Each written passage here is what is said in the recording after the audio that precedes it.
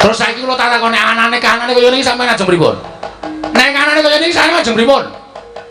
Nek umpama sampeyan kon kula goleki Ndara Sedewa, sampeyan mesti moh. Nek sampeyan moh goleki Ndara Sedewa niki sing tuna Petruk. Tuna sebab apa? Lho, bapak ora lakon ngrawuhke Pandhawa 5 cacahe. Mbok menawa Pandhawa 5 cacahe niku dadi srana ngusadani bapak nek Pandhawa ora lakon rawuh teng Karang Kadempel, bapak saya lara. Nek bapak saya lara, kembange kula niku mati. Nek bapak mati sing kelangan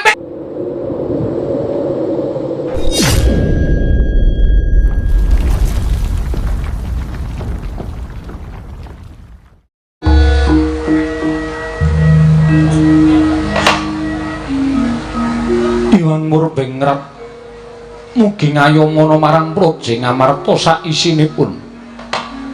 Nun mangke Koko Prabu dereng sawetawis dangu rawuh paduka Kanjeng Koko Prabu jimat semban kula.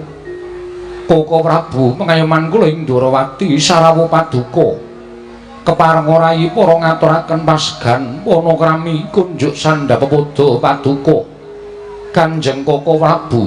Koko Prabu Ndrawati sesemban kula. Koko Prabu Sri Bathara Kresna. Ya jagat mangestungkara wayah loro jagat. Nggih, Yai. Sakenengkong bombong raos manipun ing Raka Ndrawati. Dupi kula tampi timbalanipun kadang kula Yai Prabu Ngamarta. Asong pambaginipun Maduka Yai sampun kula tampi karya bombong. Birawaning manipun ing Raka Ndrawati. Namung kosok wangsulipun kepareng kula ngaturaken pudya pangastawanipun ingkang Raka kunjuk ngersa Paduka Yai Prabu kadang kula ing Ngamarta. Yai Prabu Darmakusuma. Kula pundi Cundaka Panglingga Murda amawakana kabagyaning gesang kula. Mboten langkung kasekecakno anggen jengandika lenggah Koko Prabu Ndrawati kawonok-nok nggih Yai. Sampun boten kirang prayogi pisemanipun ingkang Raka Ndrawati dinten sak mangke menika wonten Praja Ngamarta. Yai Prabu Darmakusuma. Sumawana Koko Prabu Baladewa. Sarawuh paduka Kanjeng Koko Prabu kula ngaturaken karaharjan tedhak paduka wonten ing Datraya Praja Ngamarta. Koko Prabu Baladewa. Jagat owasisaning Bathara wayah jagat Pathik Indra Jaladewaku. Yai. Tansah pinanganing kawidadane ring sambi kula sawanipun ing Raka ing Mandura mangya widada niskala durga mendhak kala sirna. Namung kepareng ingkang Raka ngaturaken salam taklipipun ingkang Raka kunjuk ngersa Paduka Yai Prabu kadang kula ing Ngamarta. Yai Prabu Puntadewa. Kula pundi Cundaka Panglingga Murda amawakana kabagyaning gesang kula. Mboten langkung kasekecakno anggen jengandika lenggah Koko Prabu Mandura. Yai Prabu sampun boten kirang prayogi pisawanipun ingkang Raka ing Mandura wonten ing Praja Ngamarta dinten sak mangke menika. Yai Prabu Puntadewa.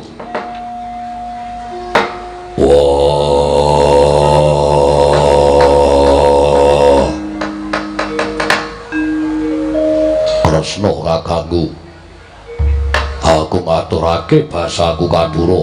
Kresna kakangku. Kadangipun Kakang ora kudu ya. Tak tampa siya diatur bekti kelawan pun Kakang kula liwat pangestunipun Kakang wae tampan ana ndak gegem dadiake jimat. Kresna kakangku. Ora liwat prayoga nuwun lenggah. Iya, ora kudu kaya wis ora kurang kepenak. Praptanipun Kakang ana ing Praja Ngamarta dina samengko iki. Apa dene bule kakangku? Aku ngaturake basaku Kadura, bule kakangku.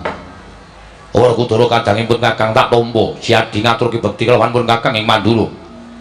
Ora liwat pangestunipun Kakang Janaka tak tampa siadi ngaturke bekti kelawan pun Kakang ora liwat pangestunipun Kakang Tampanana. Kula pundi Cundaka Panglingga Murda amawakana kabagyaning gesang kula mboten langkung kasekecakno anggen jengandika lenggah. Arjuna ya wis kurang-kurang kepenak. Ya Janaka kaya wis prayoga praptanipun Kakang ing Datraya Praja Ngamarta. Koko Prabu kula ngaturaken sembah pangabekti kula kunjuk. Koko Prabu kula ngaturaken sembah pangabekti kula kunjuk. Kembar ndak tampa pangestunipun Kakang Tampanana. Nek kula Sedewa ndak tampa. Ora liwat pangestunipun Kakang Tampanana. Kula pun dinggo jimat paripe. Kula pun dinggo jimat paripe dayana ing kasantosan. Koko Prabu sasampunipun lenggah ingkang langkung prayogi Andadosaken gugup gagap guragaping manahipun ingkang rayi Ngamarta. Krana rawuh paduka Kanjeng Koko Prabu ingkang sengkan-sengkan datanpa pepoyan. Menawi alit utusan gandhek sakembaran agengipun utusan Ayoka ing Ndorowati.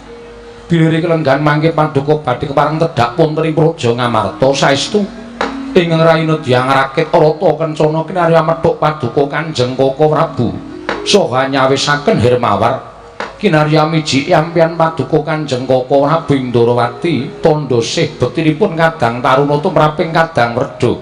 Yayi nadyan nembe kawiyosing pangandikan kemawon persasat sampun andadosaken Marwata Suta manahipun ing Raka ing Ndorowati. Namung semantena kula suwun tata upacara ing kaprajaning mekaten menika kala wau mboten satrepipun menawi kapisungsungaken dhateng Rata ing Ndorowati.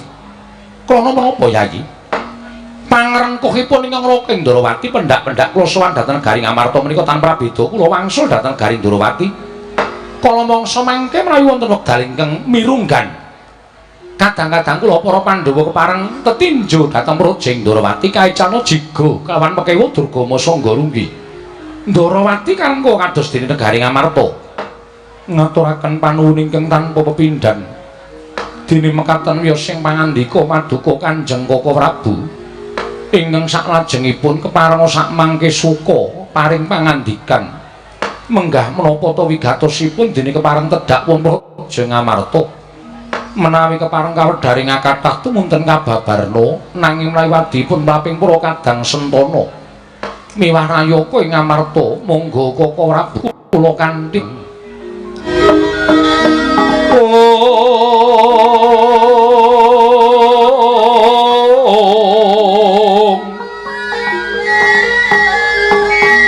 sekar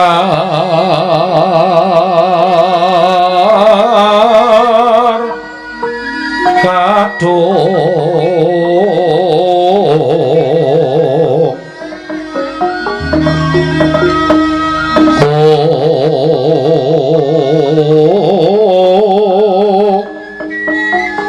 ngas kandhanya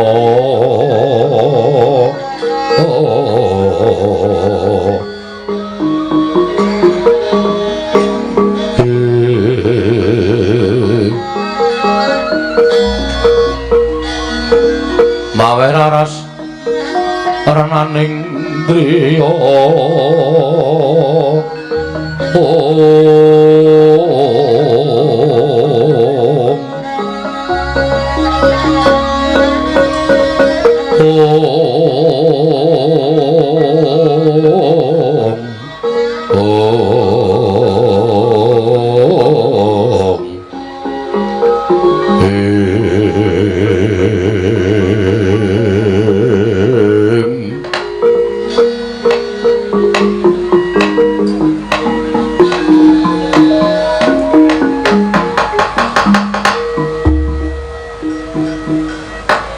dadosaken kagyat raosing manahipun ingkang raying Ngamarta krana dawuh paduka Kanjeng Koko Prabu bilih rawuh paduka namung badhe nyuwun senjata pitulung dhateng kadang-kadang paduka para Pandhawa.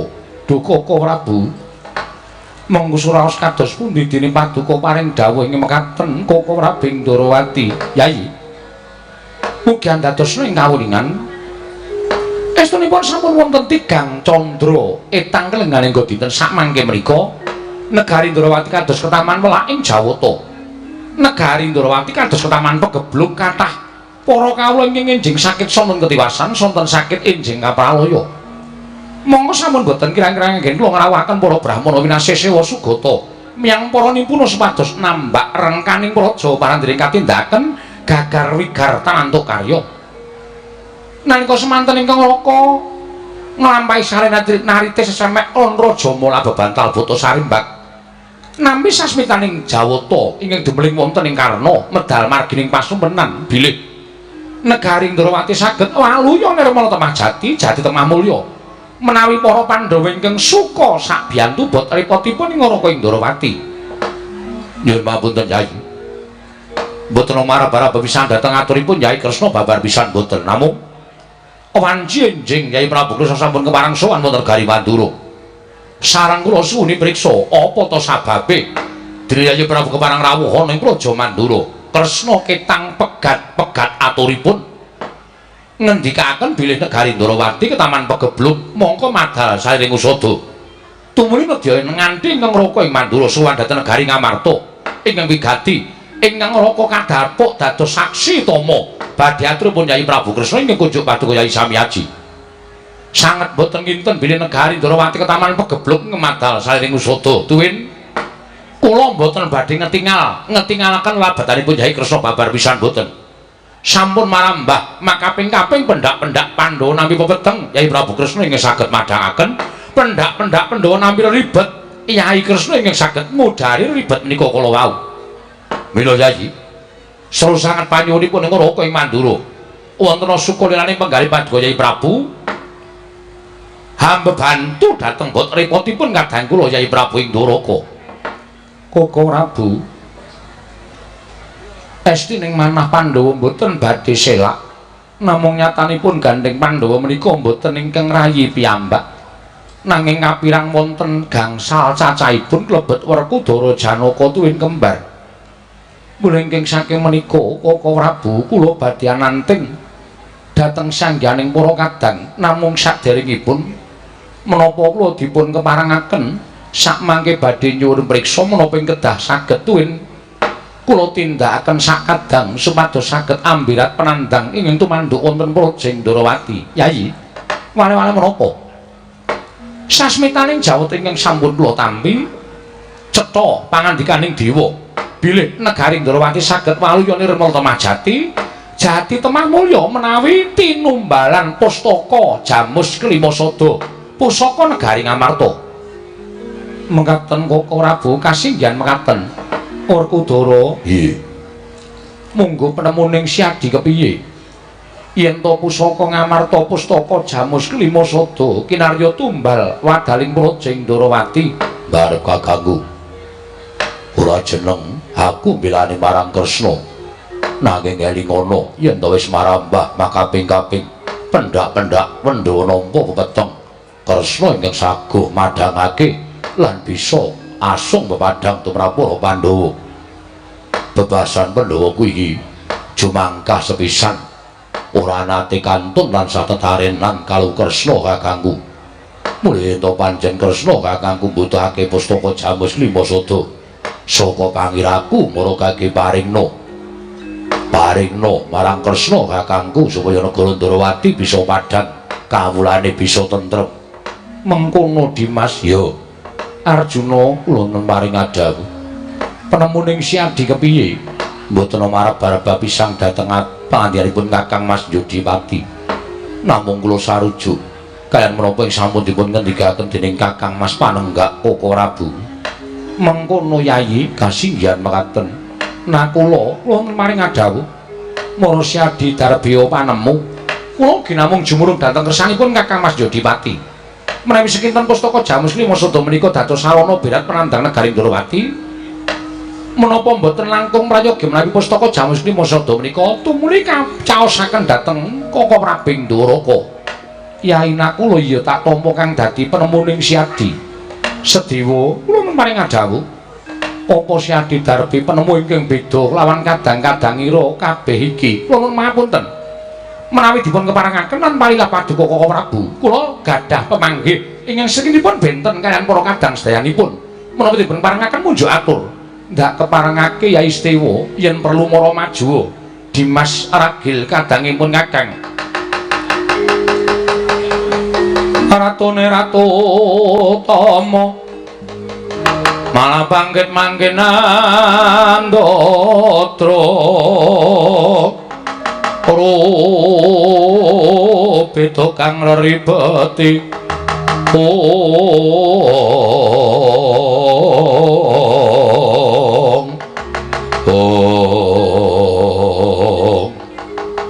Yai Sedewa Darbi penemu apa nunamit pasang Kalimantabe tinebena iki lho dene Demawang tawang-tawang nuwun mapunten Koko Prabu ingkang sepisan kepareng kula ngaturaken sembah pangabekti kula kunjuk dungkap angka kalih menawi sampun kalilanan kula nglairaken pangunek-unek ing manah kula kunjung ngesopaduka Kanjeng Koko Prabu ngengingi babakan pustaka Jamus Miyang Jimat kelima sada anggenipun badhe dipun sonampil dening Koko Prabu Ndarawati kula pamunten sepisan kula badhe munjuk atur bilih pustaka Jamus kelima sada menika pusakanipun para Pandhawa turta malih menika pengayomanipun para kawula sak negari Ngamarta ujaring para sepuh sami ngendikaken yen Pandhawa koncatan pustaka Jamus lima sada menika badhe apes jayanipun tegesipun menawi wonten tiyang ingkang boten remen kan para Pandhawa menika badhe damel cintrakanipun para Pandhawa agengipun dadi damel pejahipun para Pandhawa menika bebasan angel mijet wae ngranti suwe banyu sinaring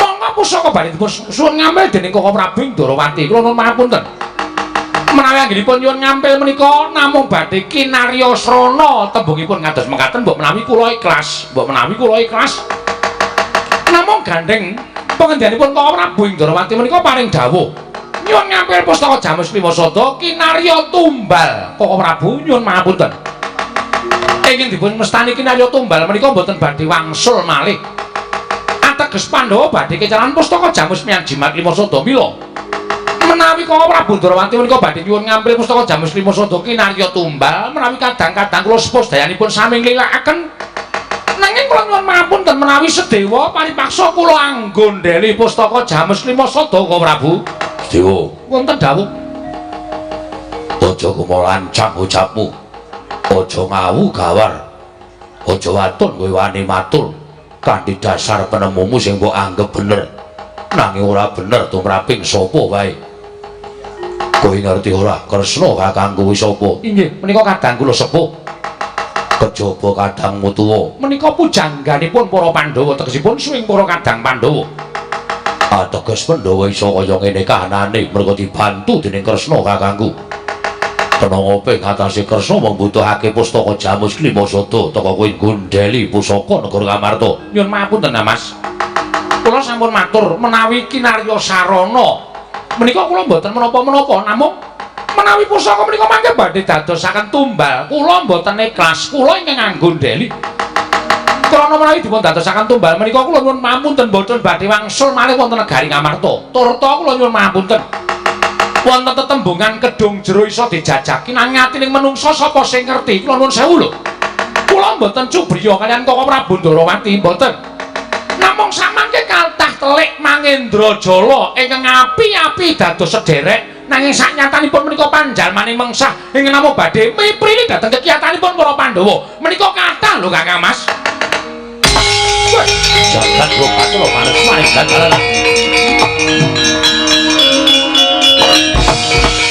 wah lugu arepe dhewe lha kok seklimat tembunging Sedewa kok nyelenthek talingan ngilani dadane wong Ndarawati Sedewa wonten dawuh kok ora Bu mesine kowe ngerti yen to Yai Prabu Ndarawati kuwi pujangganing para Pandhawa srawunge Yai Kresna kalawan para Pandhawa kuwi ora mengitungan dina nanging wis tetahunan wiwit Pandhawa isih timur Pandhawa isih enom nganti saiki wis padha sepuh kuwi tansah gandeng renteng-renteng kaya Yai Prabu Ndarawati lah kok dadi kowe iso ngucap kaya mengkono mau dasarmu apa kok kowe iso ngucap yen to kedung jero iso dijajaki atine menungsa sapa sing ngerti yen ngono tegese kowe padha karo cubriya karo Yai Prabu Ndarawati ngono papunten kok Prabu nyuwun pamunten menapa ing kula aturaken menika ada dasar bener kemawon bener tumrap kowe nanging ora bener tumrap aku inggih kula nyuwun pamunten wah Sedewa bayi wingi sore wani padha sekecap karo wong tuamu ya kuwi kadangku Mandura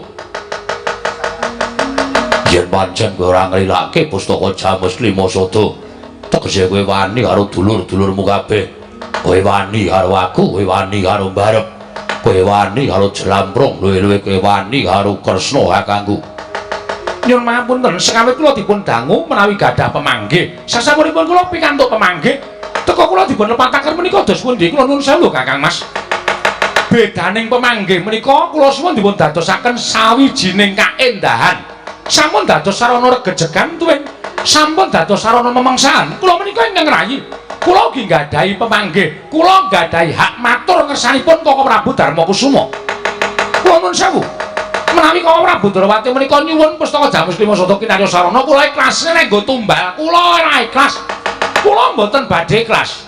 Yen kowe ora ikhlas kowe ora nglilake pusaka disuwun ngambil karo Kresna kakangku. Tegese kowe wani karo Werkudara. Mboten badhe wantun kaliyan panjenengan. Menika mboten wonten gandeng cenengipun wantun kaliyan Kadang Sepuh menapa mboten menika mboten wonten gandeng cenengipun. Menika pemanggih kok digathuk karo wong ora tresna menika nuwun pamunten. Menika benten lho Kang Mas. Rasa cerewet. Wah, malah murang karo wong geran. Pinter jara langit ora menang karo Werkudara. Sedewa. Kresna kuwi kadangmu tuwa. Kresna ki sing nuntun para Pandhawa, nganti Pandhawa iso urip mulya kaya ngene mergo pambyanging Nyai Prabu Ndarawati. Lah kok dadi kabeh lelabane Nyai Kresna ora mbok etung ki karepmu piye? Inggih, kula nyuwun pamunten.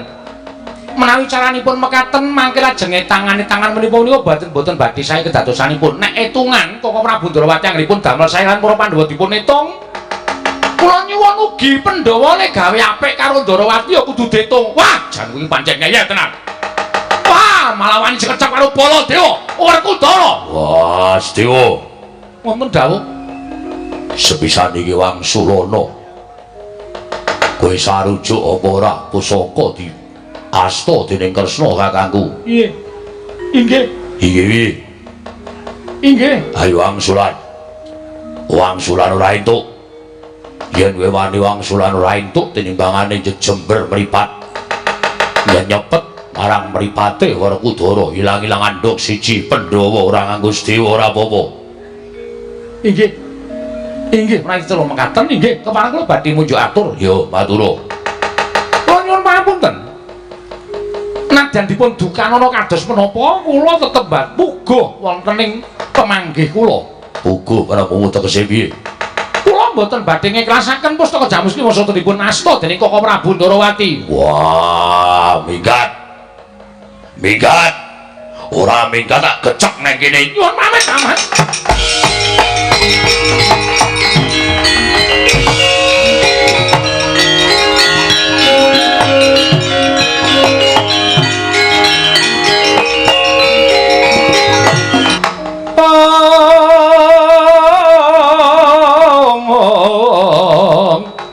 Long-long lalu mangulati surya mangrangsang. Oh, Werkudara. Oh, aku tak takon karo Si Adi sing dadi mbareping Pandhawa kuwi sapa?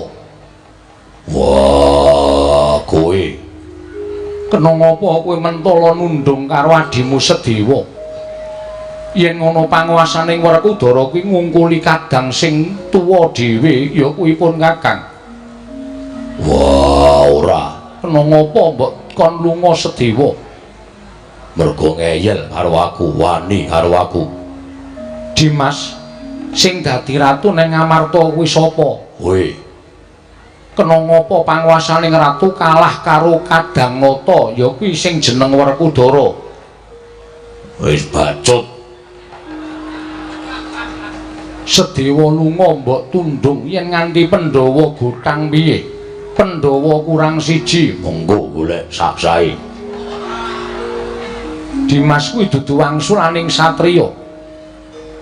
Sedewa lunga iki mengko bakal dadi goreh rongeng jagat krana Pandhawa kurang ganep. Sedewa lunga ora bakal suwe gone ninggal negara Ngamarta. Aku ngerti pambegane ragil. Monggo yen wis tentrem atine tumuli bali marang bumi Rotawu, wis ora sambok gagas. Yen pancen Sedewa ora bali aku sing goleki. Tenan ya Yayi? Yo tenan. Aja mung kandhek ning pangucap ning kababaro dadi pakarti. Yo mengko tak golekane. Iya Dimas kok ora Bu Yayi.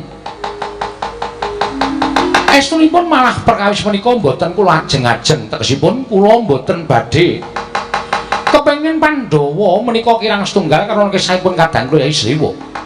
Namung semantena gandeng boten wonten ingkang gumana musik wonten sabeting manahipun ing kula Kang Ndarawati kejawi namung damel tentrem negari ing Ndarawati tumunten sak mangke kula suwun pustaka Jamus Klima Sada. Sasamunipun pusaka menika kula tampi tumuli kula nyuwun pamit wangsul dhateng negari Ndarawati. Malah sak mangke menawi Ndarawati sampun ketingal padhang. Kula ngunduraken pusaka Jamus Klima Sada bebarengan kan Kadang kula pun Werkudara kula ing badhe angulari wonten pundi Kadang kula pun Nyai Sedewa. Ing samar pamoring sukma sinukmaya sinumaya winayu ing asepi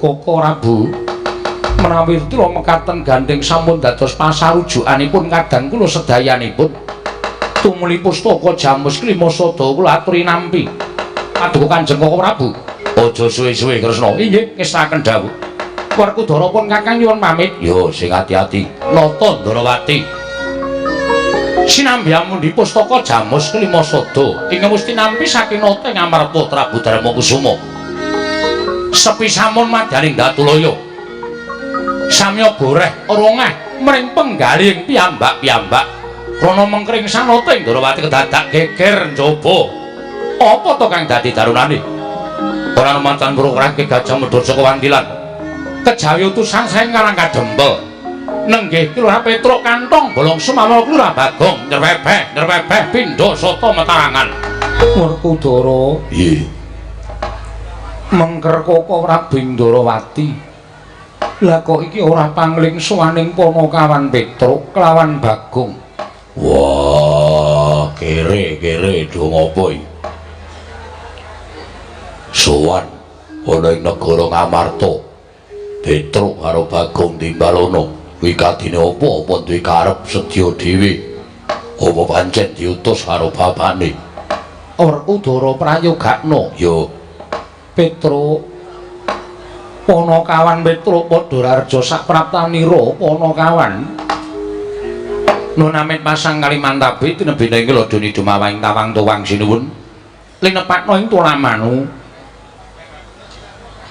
wilujeng sowan kula niring sambi kala kepareng kula ngaturaken sembah sumung keping pangabekti kula kunjuk sandhap padha paduka sinuwun Prabu Puntadewa iya Petruk ndak tampa pangestuning sun tampanana kula pundi nggo jimat paripih dayanana ing kasantosan Panakawan Bagong padha rarja sapraptamu Panakawan Bagong padha rarja sapraptamu Panakawan Bagong padha rarja sapraptamu Werkudara apa Bagong tak timbali kok meneng wae saja isih mumet sirahe wah tak jenggung bathuke Gong timbali sapa kowe sing nimbali sinuwun Punta Bagong nan padha rarja sapraptamu Bagong nun amit-amit nderek langkung Kalimantabe tinebena iki ladune dumawahing tawang ing ana lan tawang ana lintang ora iso omongane kok kepareng kula ngaturaken sembah pangabekti kula kunjuk sinuwun dudu kuwi king ndak dangu lho lha pripun padha rarja sapraptamu wilujeng niring sambi kala kepareng kula ngaturaken sembah pangabekti kula kunjuk sinuwun iya Bagong pangestuku tampanana kula pundi nggo jimat paripih dayanana ing kasantosan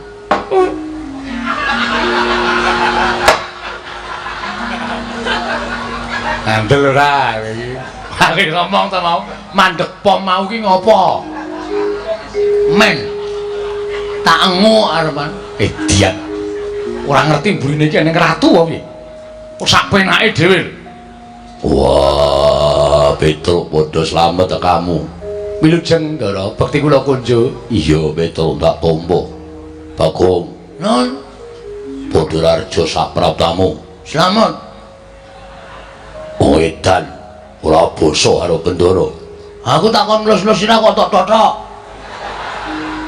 wah aku ngono kuwi mergo tresna karo kowe tresna kok nglarani ayo karepmu padha kowe mau lho sirahmu tak ulung kowe iki dilus-lus tresna karo abdi ngono kok mak jelu mongko drijine kaya driji gendruwo cengelmu ayo arep gedhe tenane celeng ngono nang ngendas ya Tru ya di ngapura Ndara iki tresna karo kowe kok pengetunipun Ndara Werkudara wilujeng bekti kula kunjuk iya penakno nggih sampun mboten kirang kepenak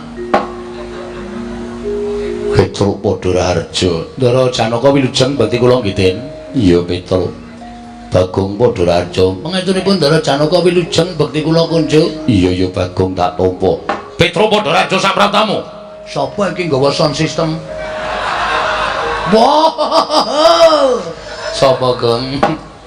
Sinom Prabu Baladewa sro tenan. Ora nganggo tes-tes ngono.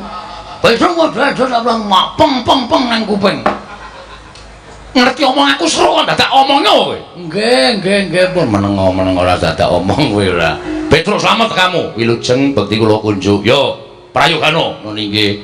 Bagong padha harja. Ngenten Pandhawa Baladewa. Ajan iki. Serune ra jama-jama. Berarti merke apik nggon aku. Nggonamu ming toa.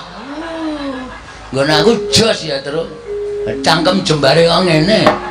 Ha iya.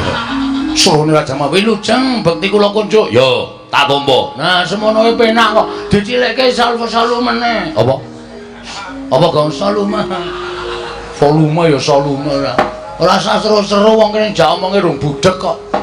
Prayogana ngono lho. Nggih, sampun mboten kirang prayogi. Petruk dalem. Ana wigati apa Petruk? Dene sira sowan mongko tanpa tinimbalan Petruk.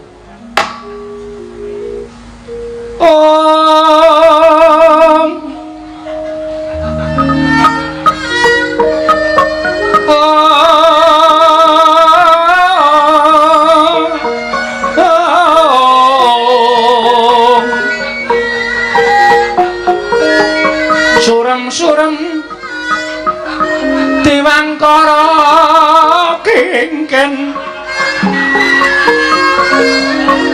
ler mangus kang layon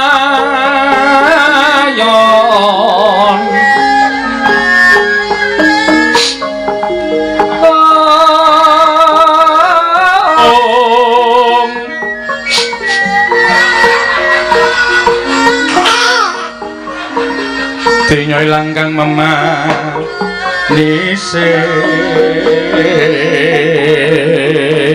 rak nyomaratani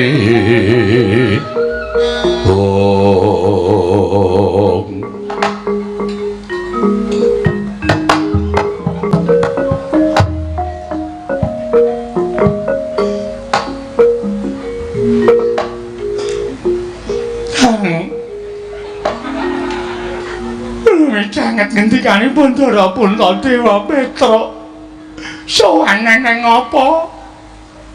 Niku kula mboten iso ngampet sedhih ati kula.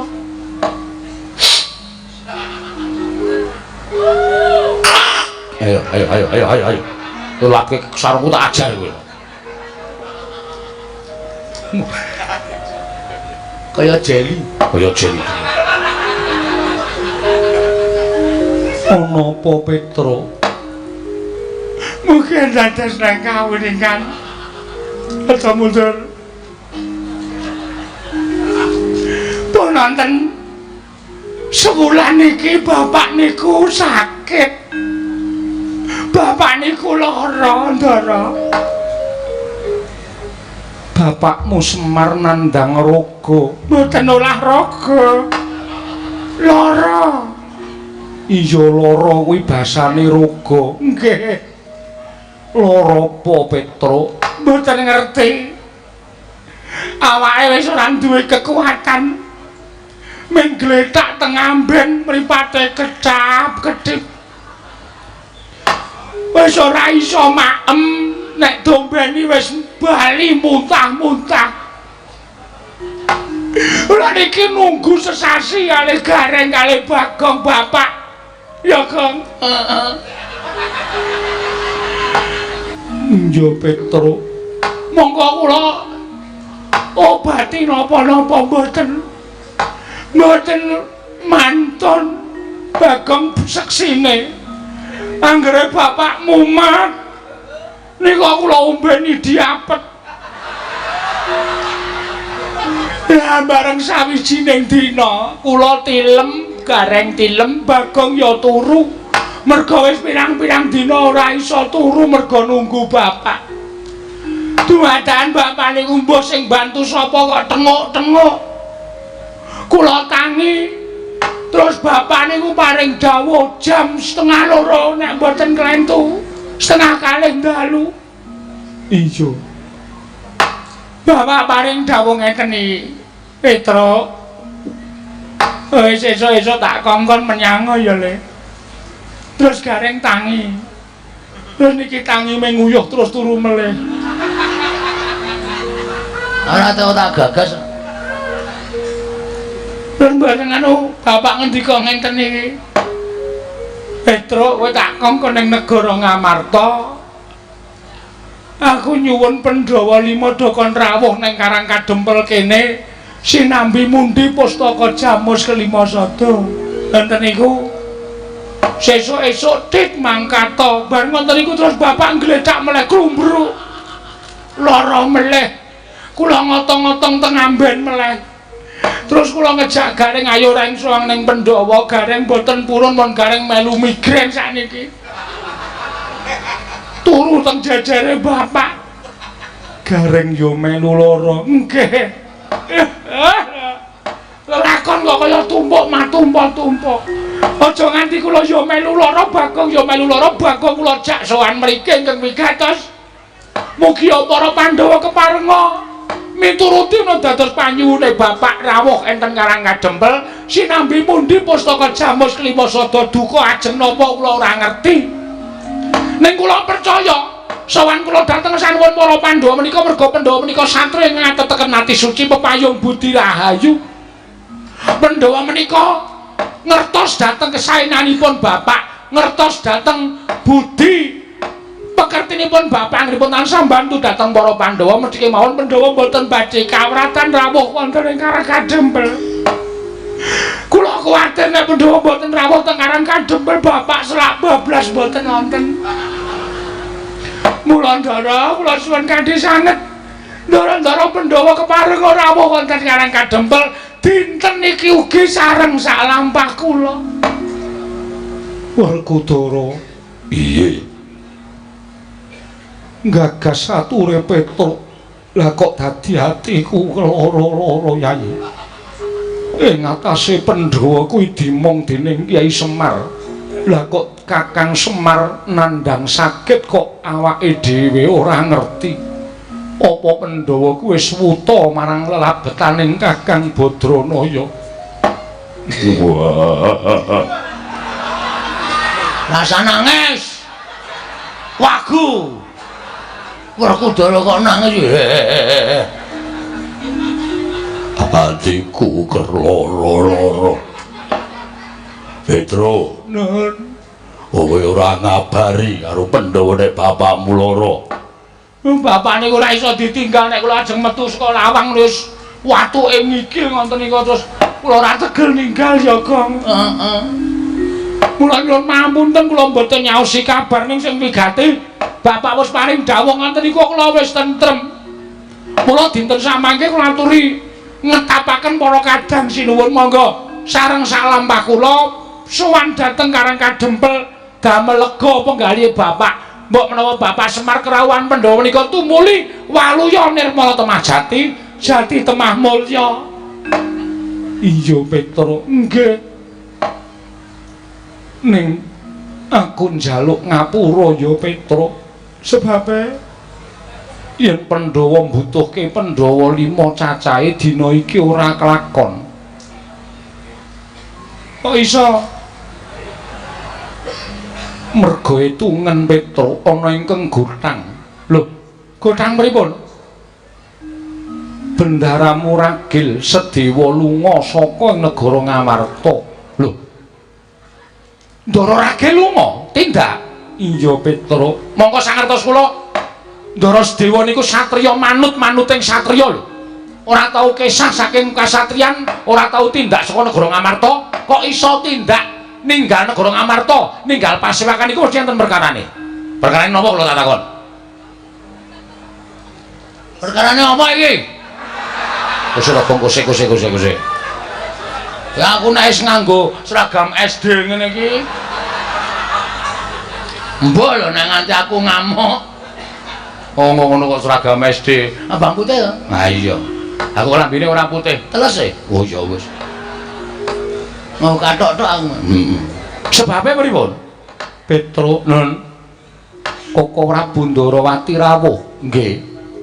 Nyuwun ngampil pustaka Jamus Klimasada kinarya tumbal negara ing Ndarawati nggone ketaman Pegebluk. Nggih, terus rawuhing Koko Prabu Ndarawati bareng lan Koko Prabu Mandura nalika semana Pandhawa kabeh wis padha mathuk pustaka diparingke ngampil Koko Prabu Ndarawati ya mung Sedewa ingkang nggondheli pusaka Jamus Klimasada.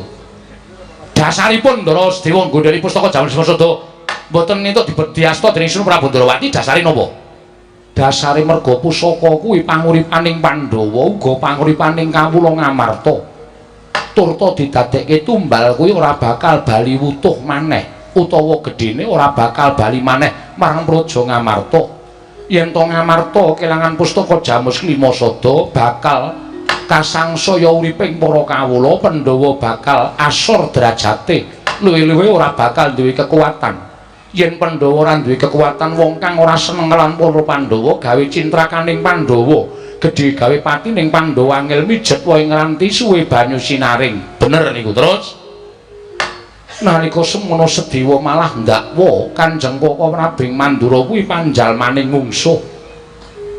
Krana Koko Prabu Mandarawati nalika semana paring dawuh bakal kinarya tumbal pusaka Jamus Klimasada mbok menawa dadi sarana cubriya atining adiku ragil Sedewa. Lho, bener niku. Kedung jero iso dijajaki, atine menungsa sapa sing ngerti? Selagine kula niku bareng karo adik kula Bagong. Ning kula ora ngerti kok nek Bagone ajeng tumindak elek kali kula. Niku tegese tetembungan kedung jero iso dijajaki, atine menungsa sapa sing ngerti? Mula jaman sakmangke menika sing prayitna ngati-ati, ora kabeh wong cedhak niku nulung, ning akeh wong cedhak niku menthong ya akeh banget. Mula kudu ngantos-atos. Ngendikane Ndara Sedewa niku bener, aja gampang percaya karo sapa wae nek urung iso dijajaki lambe atine. Nadyan para Pandhawa nika gandeng Sri Prabu Ndarawati, ning sapa ngerti Sri Prabu Ndarawati menika malih tinggal. Merga Sri Ndarawati menika isih wujud menungsa. Sing isih wujud menungsa nika isih kedunungan ina lali salah apes lan mati. Ngoten. Niku bener. Lah terus kok iso lunga? Kok iso tindak saka negara Ngamarta? Kowe ngerti? Pandhawa kuwi ingkang gampang duka ming kadangmu utawa pepundhen ming Jodipati. Nggih. Tumuli Werkudara ndukani Sedewa.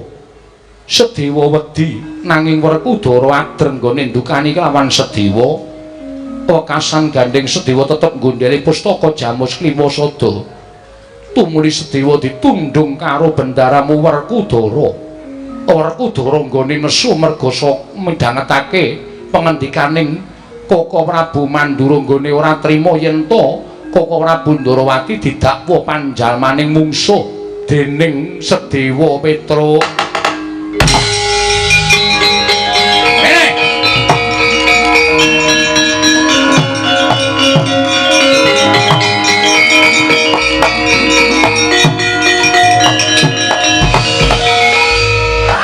Terus saiki kula tak takoni anane kanane kaya niki sampeyan ajeng pripun? Nek kanane kaya niki sampeyan ajeng pripun? Nek umpama sampeyan kon kula goleki Ndara Sedewa, sampeyan mesti moh. Nek sampeyan moh goleki Ndara Sedewa niki sing tuna Petruk. Tuna sebab apa? Lho, bapak ora lakon ngrawuhke Pandhawa 5 cacahe.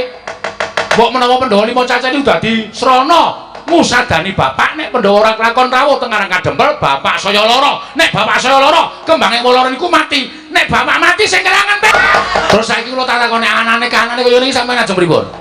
Nek kanane kaya niki sampeyan ajeng pripun? Nek umpama sampeyan kon kula goleki Ndara Sedewa, sampeyan mesti moh. Nek sampeyan moh goleki Ndara Sedewa niki sing tuna Petruk. Tuna sebab apa? Lho, bapak ora lakon ngrawuhke Pandhawa 5 cacahe. Mbok menawa Pandhawa 5 cacahe niku dadi srana musadani bapak nek Pandhawa ora lakon rawuh teng Karang Kadempel, bapak saya lara. Nek bapak saya lara, kembange lara niku mati. Nek bapak mati sing kelangan Petruk. Ayo Gong, si aku ndek kata-katai. Oh iya. Karo mikir karo iki nang ndek kata-kata kok terus terus. Aku lagi pandeng-pandengan. Oh iya. Lho, nek nganti bapak kula mboten wonten. Nek nganti bapak kula ora ana. Niku nek ditelusur perkarane sampeyan sing lumut kejaba Ndara Werkudara kowe sing salah bol. Lho. Bol piye? Jenengmu Baladewa tundang bol kok ora gelem. Mula ganti bangkean. Edian Bagong malah saya wani karo Baladewa. Lah kok tadi kowe ngucap nek nganti bapakmu ora ana perkarane Pandhawa ora tekan Karang Kadempel. Terus entuk salahke aku dasarmu apa? Ha kowe sing marahi Ndara Werkudara nesu. Ha ta? Sing marahi Ndara Werkudara nesu ki sampean. Nek sampean ora netangi kamurkane Ndara Werkudara tange nundung adine. Iki perkarane dadi rame iki. Iki ora mung sepele tekan kene. Tinimbangane Bagong ora iso mboyong Pandhawa tekan Karang Kadempel luwung Bagong mati nang negara Ngamarta. Bangane Bagong karo bapak tekaning pati ora kelakon penjangkan. Heeh ora, Tru. Nek arep mati ya. Waduh. Tru mbok sing apik cangkeme, Tru. Aku wis gleleng banget. Oh ya muni ngono. Anakku cilik-cilik. Oh, iki ora lahir batin belane bapak, Tru. Iki sing dadi perkarane. Mula perkara iki kudu dirembuk, ora mung dirembuk. Nek kudu dipiye carane? Ndara Dewa kudu ketemu. Sing kudu goleki sampean, ora sudi. Kowe ya. Muni piye kowe? Muni piye kowe? Sampeyan kudu tanggung jawab goleki Ndara Dewa. Wah, sudi. Lho. Sing nundung sapa? Sing nundung aku. Nek wani nundungne wani goleki. Ora sudi, sudi wani karo aku. Anane wani sampeyan mergo puguh. Nggih sampeyan berani karo Ingkang Raka Prabu Bisil Bathara Kresna. Anane sampeyan nundung Ndara Sedewa niku mergo ditetangi kamurkan sampeyan nepsu sampeyan ditetangi dening Mahendra Mandra ora Baladewa. Mula perkara iki ora wong tekan semene. Sampeyan kudu goleki Ndara Sedewa. Ora golek Ndara Sedewa, kula sing ora trima. Wah, ora trima kowe arep apa? Ayo kok iki gayeng iki, Gong. Kono piye kono? Gone kene wis Ndara Werkudara wis muni ora trima arep ngopo. Iki mung kari sak kata dadi iki. Nggon aku tak damekke bae terus aja. Aja. Damekke piye to? Nggon aku tak gawene damai wae aja. Wis gayeng kok digawe damai ora. Nek sampean mboten purun golek Ndara Sedewa, kula sing ora trima. Bandin mari Petruk arep ngopo? Lah arep kalah cacak menang cacak. Wis kebacut nantang kok wedi apa? Ayo, golek apa ora? Tinimbangane bapak sedo mergo ora kerawuhan para Pandhawa, luwung Petruk tak entengke patine arep mungsuh bentar aku dhewe. Petruk malang krik ning ngarepe mbarep kakangku. Wah, wani karo Werkudara. Nek ngendi papane wong neter katidayan alun-alun negara Ngamarta diteter. Petruk Werkudara sing tekani pati.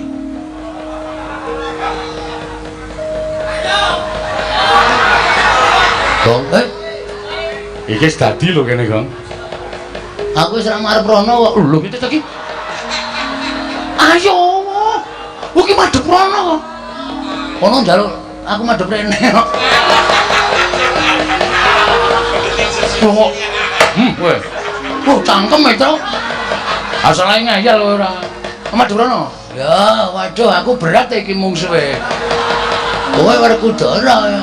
Aku Baladewa nggawa alugara. Kula ora trima. Wah, saya mabang nggih kuping. Ora trima kowe arep apa? Pokoke sampeyan ora gelem goleki Ndara Sedewa. Kula nyuwun mampun tetep wani karo sampeyan. Petruk ora mlayu lak deplok ndasmu.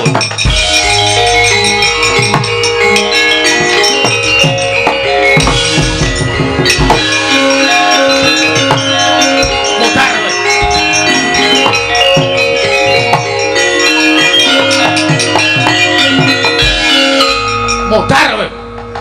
Kapokmu kapan kowe? Kepidak cengelmu. Tak anggap mung siji wae nyawaku, ha. Cah gleleng e. Rumangsane. Iki kowe ngerti ora? Aku nek nganggo seragam SD wiwit lulus saka SD Pakel kene. Ora tau aku ganti. Mergo aku ora neruske nang SMP ya mung SD terus. Mula tetep tanggo saben dina. Petra wis metu Jawa. Ayo Baladewa, kowe Jawa wae. Lho bocah iki malah nantang karo Baladewa anggap apa to? Apa kira-kira wani karo Baladewa sing tak wedeni apa ora sakoken gunung sing tanpa guna. Ayo, kae, mati mlebu kae aja. Ayo. Ngono ya. Iki nek ora gendono, iki engko ndak lilimbukane kewengan. Yo. Cek aja. Limbukan rong karuan gayeng iki. Oh iso ndem ya. Wis ngene iki wae wis apik ngene iki. Seremu piye? Butuhe kok kudu bali. Mboten, kula mboten ajeng wangsul. Siji Ndara Werkudara, loro Ndara Baladewa ora iso goleki Ndara Sedewa kinarya jangkeping Pandhawa supaya rawuh teng Karang Kajembel, rawe antas malang-malang bakal tak putung. Wani karo Baladewa sing tawet dhewe wae. Wah, dalah. Bagong wis ngalake Pra Baladewa pesanan Sandara Langit. Wis ngalake Bagong sasat iso ngombe es krim.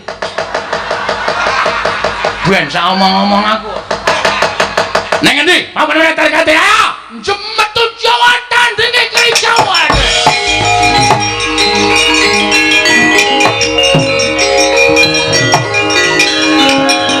Ayo.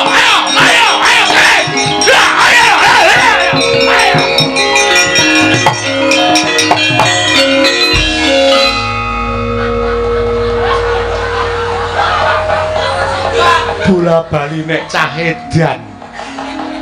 Ana ratu kok digetak-getak nganti kok ora boleh mlayu nabrak cagak. Seneng ya aku. Ame tak bebeda kaya ngono gendandapan. Monggo sandale sandal lunyu. Ayo. Nggo mlaku kaya main sekicus. Jebles. Geguyu karo warga Ngamarta. Iya, Bagong. Nggih. Kula nyadeni mrisa critane ngonten tenan kok. Iya Bagong, pancen bener. Yen to Sedewa dinesoni dening Werkudara ditundhung lunga wondene ingkang netangi kamurkaning Werkudara Koko Prabu Baladewa. Diantran. Aja kaya ngono ya Nayaka Praja Negara Ngamarta. Dudu Ngamarta ning Mandura. Anu nggih. Mangkelake wae. Iya Bagong. Nggih. Bapakmu lara tenan. Lara tenan iki wonten resep sing durung iso ditebus.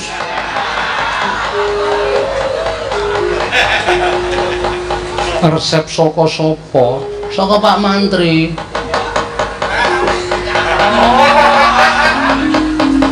Resep saking Pak Mantri tulisane Poliklinik Rebu.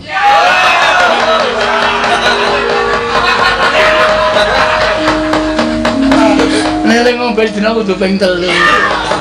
Iya. Lah kaya ngopo Bagong?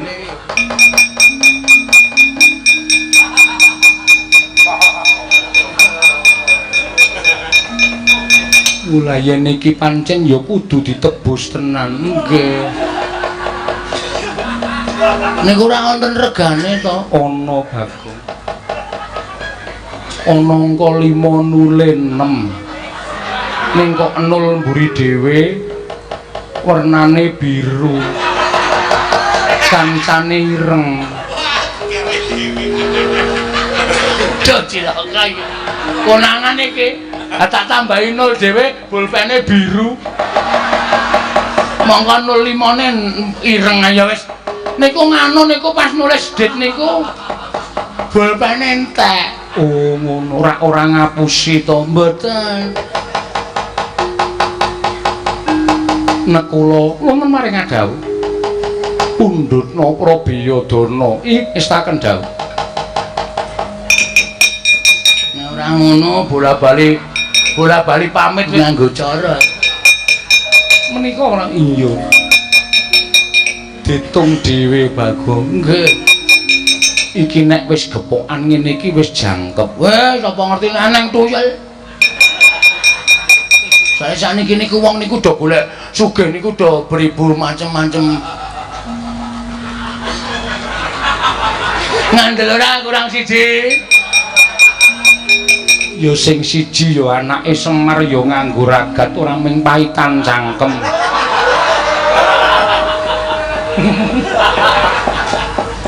Sithik ning atos sing.